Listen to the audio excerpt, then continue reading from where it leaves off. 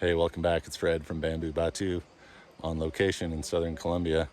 Having an amazing time here. The country is just loaded with bamboo. Can't believe how much bamboo there is here.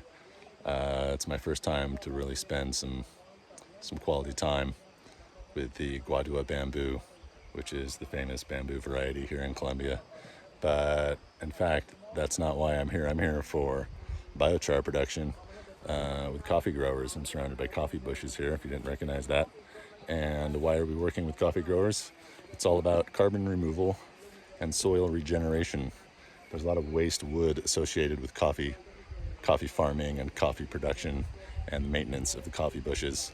There's a lot of pruning of the bushes on a cyclical basis, and that produces heaps and heaps of offcuts of wood waste, which if left untreated will just sit in the field and rot and decompose and bring all kinds of bugs and other problems to the coffee farm.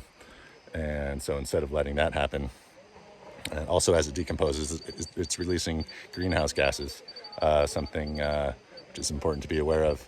The carbon which is absorbed when plants photosynthesize, that goes into the leaves and stalks and roots of a plant. But after it's harvested, if it's left to decompose, all that carbon, all that CO2 is going to be released back into the atmosphere, as well as other greenhouse gases like methane, for example. And so it's really important to avoid that kind of uncontrolled decomposition of agricultural waste products, such as coffee prunings. And the volumes of these coffee prunings are significant here. There's about 500,000 coffee farmers in Colombia, and pretty much everybody in the country, it feels like, is working in the coffee industry in one way or another, as an importer, broker, a coffee shop operator, a barista, whatever it might be. And so we're working with an organization called Biodiversal, who do all kinds of work and outreach with coffee growing communities, helping them to maintain their farms in a more sustainable and regenerative method. And one of the ways they do that is by helping them turn their waste that I was talking about, that zoka. There's a lot of birds in Colombia. It's a beautiful spot. One of the things they do is they turn that waste wood we help them turn that into biochar. So biochar is like a plant-based charcoal product, and by cooking it down to this charcoal product, we burn it or bake it in a way that it's an oxygen-deprived environment where the biomass, so long as the biomass is really nice and dry, super important to have dry biomass. They take the dry biomass and they cook it in a way that in this big cone-shaped Kontiki kiln, and so the smoke is recirculated back into the kiln, and with a proper burn you don't see lots of smoke coming up. Ordinarily when you see farmers burning their waste along the side of the road or the side of a field, you'll see plumes of smoke going up, which is something you'll commonly see in the tropics.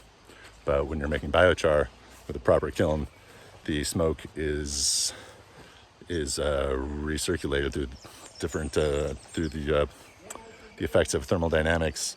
It goes back into the kiln, and the emissions, like the methane, for example, it burns off because the temperatures exceed 550 degrees Celsius.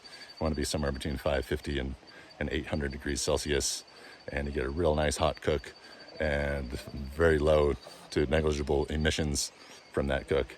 And all the carbon that would have been released if you'd let it decompose on the side of the field, that carbon is locked into a stable state, and so you end up with biochar. Looks like charcoal, but it's almost pure carbon, and it's something like 80% carbon, depending on the quality of the cook and the type of biomass. But with this coffee wood, the coffee prunings, the carbon content of the biochar has been about 75-80%. And so it's a great feedstock for making biochar. It's a great way to keep CO2 out of the atmosphere, and that biochar makes an incredible additive to the soil.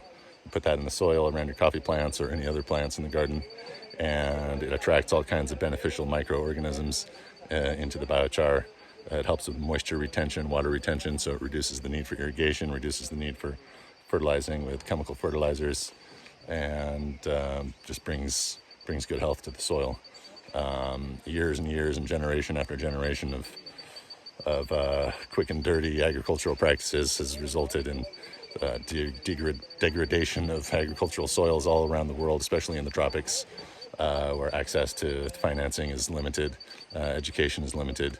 And so the project aims to address those concerns, regenerating soil, removing carbon, and helping bring another form of income to these communities. Because of this carbon capture process, we're not only producing a good quality biochar, we're also generating carbon removal credits, which we sell in the voluntary carbon credit market. And the farmers get a share of that.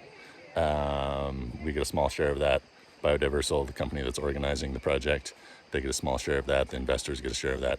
And so this financing is really crucial to help make these kinds of projects possible.